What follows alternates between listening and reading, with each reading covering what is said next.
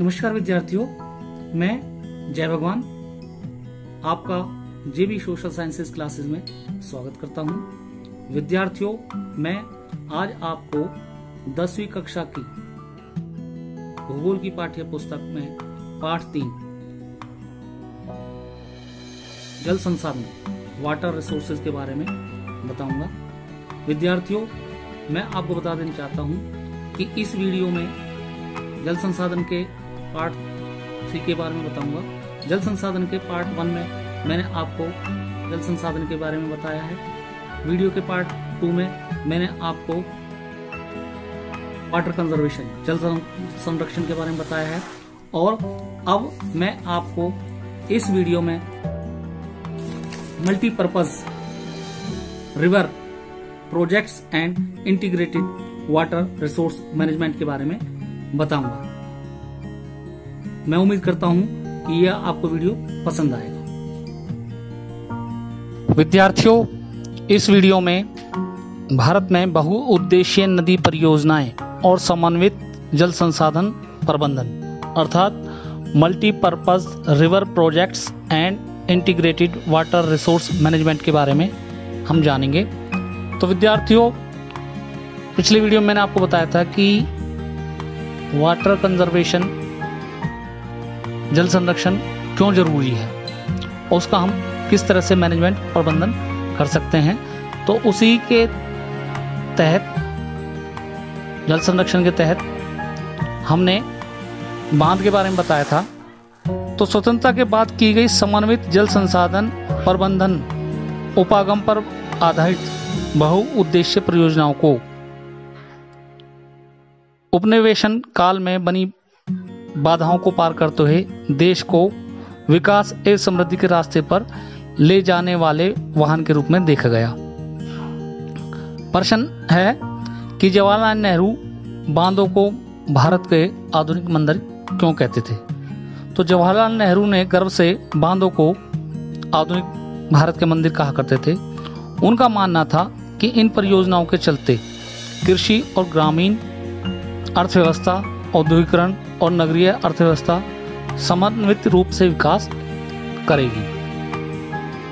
पिछले कुछ वर्षों में बहुउद्देशीय परियोजनाएं और कई बड़े बांध कई कारणों से परिनिरीक्षण और विरोध के विषय बन गए हैं। नदियों पर बांध बनाने और उनका बहाव नियंत्रित करने से उनका प्राकृतिक बहाव अवरुद्ध होता है, तलछट बहाव कम हो जाता है और अत्यधिक तलछट जलाशय की तली पर जमा होता रहता है, जिससे नदी का तल अधिक चट्टानी हो जाता है और नदी जलीय जीव आवासों में भोजन की कमी हो जाती है। बांध नदियों को टुकड़ों में बांट देते हैं, जिससे विशेषकर अंडे देने की ऋतु में जलीय जीवों का नदियों में स्थानांतरण अवरुद्ध हो जाता है। बाढ़ के मैदानों में बनाए जाने वाले जलाशयों द्वारा वहां मौजूद वनस्पति और मिट्टियां जल में डूब जाती हैं, जो कालांतर में अपघटित हो जाती हैं। प्रश्न है, नर्मदा बचाओ आंदोलन से आप क्या समझते हैं। उत्तर, नर्मदा बचाओ आंदोलन एक गैर सरकारी संगठन NGO है जो जनजातीय लोगों, किसानों, पर्यावरणविदों और मानव अधिकारों कार्यकर्ताओं को गुजरात में नर्मदा नदी पर सरदार सरोवर बांध के विरोध में लामबंद करता है। मूल रूप से शुरू में यहाँ आंदोलन जंगलों के बांध के पानी में डूबने जैसे पर्यावरणीय मुद्दों पर केंद्रित था।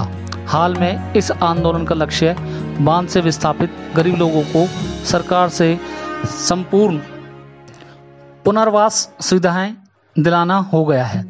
लोगों ने सोचा कि उनकी यातनाएं व्यर्थ नहीं जाएंगी, विस्थापन का शोक स्वीकार किया, यह विश्वास करके कि सिंचाई के प्रसार से वे मालामाल हो जाएंगे।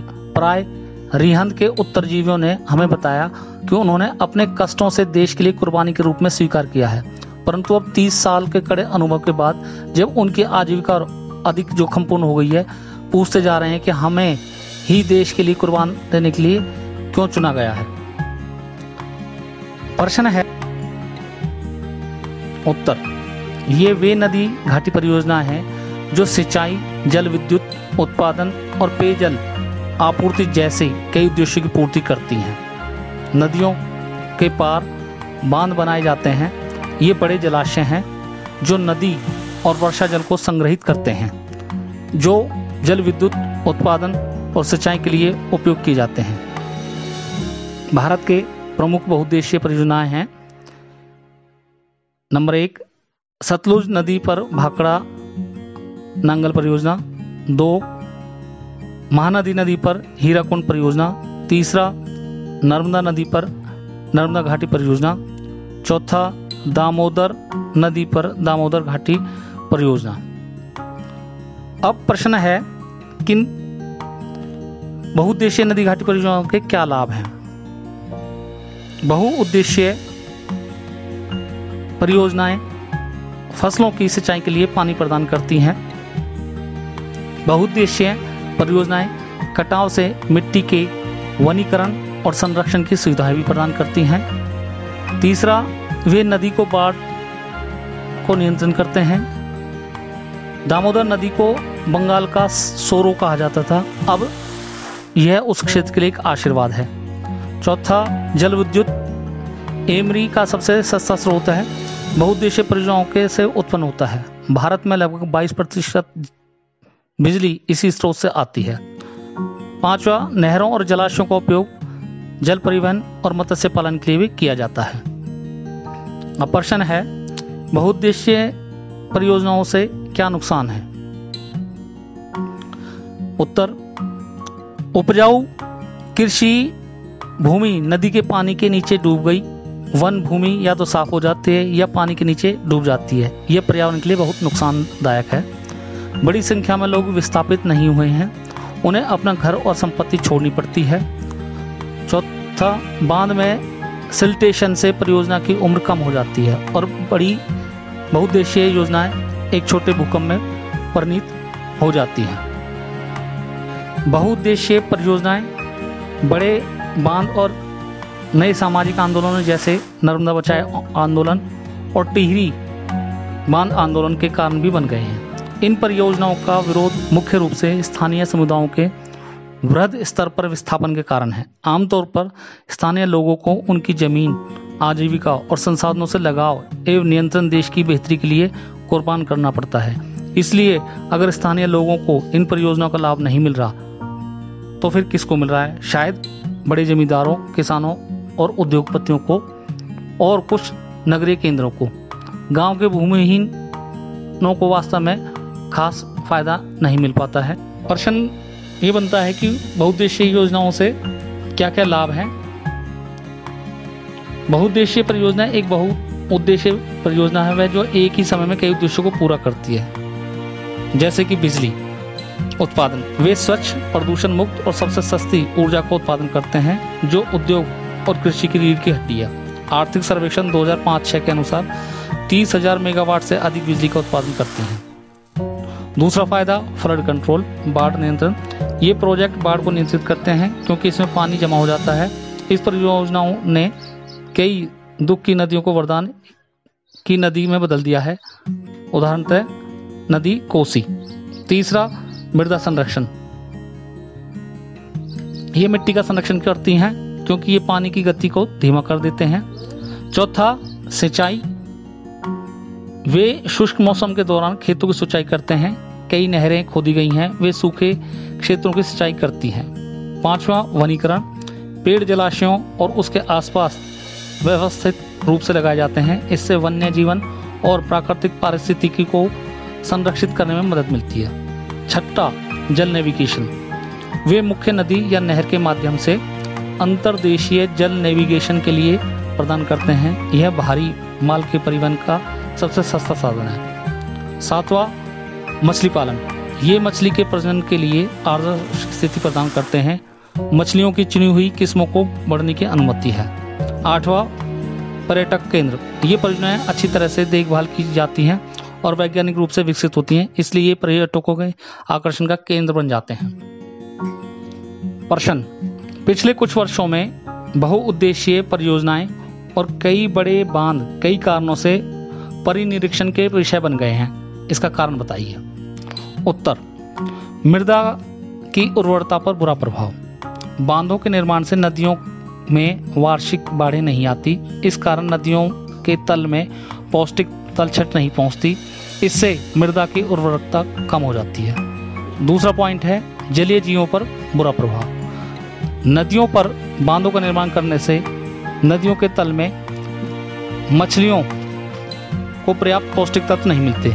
नदियों पर बांध बनाने और उनका बहाव नियंत्रित करने से उनका प्राकृतिक बहाव अवरुद्ध होता है, जिसके कारण तलछट बहाव कम होता है और अत्यधिक तलछट जलाशय की तली पर जमा हो जाता है, जिससे नदी का तल अधिक चट्टानी हो जाता है और नदी जलीय जीव आवासों में भोजन की कमी हो जाती है।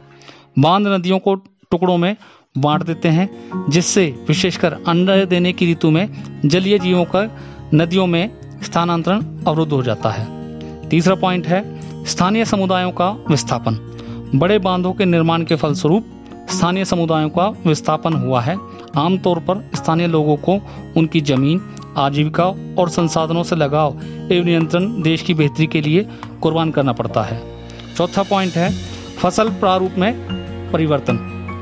बहुउद्देशीय परियोजनाएं किसानों को सुनिश्चित सिंचाई प्रदान करने के लिए उत्तरदायी हैं। इस कारण अधिकतर किसानों ने फसल प्रारूप परिवर्तित कर दिया है, जहां किसान जल गहन और वाणिज्य फसलों की ओर आकर्षित हो रहे हैं। इससे मृदाओं के लवणीकरण जैसे गंभीर पारिस्थितिकीय परिणाम हो सकते हैं।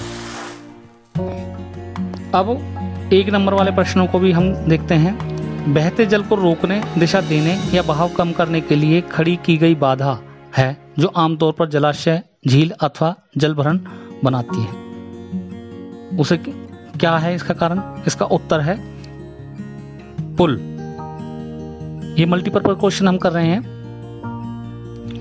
किसने गर्व से बांधों को आधुनिक भारत के लिए मंदिर कहा है? क जवाहरलाल नेहरू, ख महात्मा गांधी, ग इंदिरा गांधी, घ सरदार पटेल। तो इसका सही उत्तर है क जवाहरलाल नेहरू। प्रश्न तीसरा, टिहरी बांध कौन सी नदी पर निर्मित है? गंगा पे, यमुना पे, भागीरथी पे, सतलुज पे।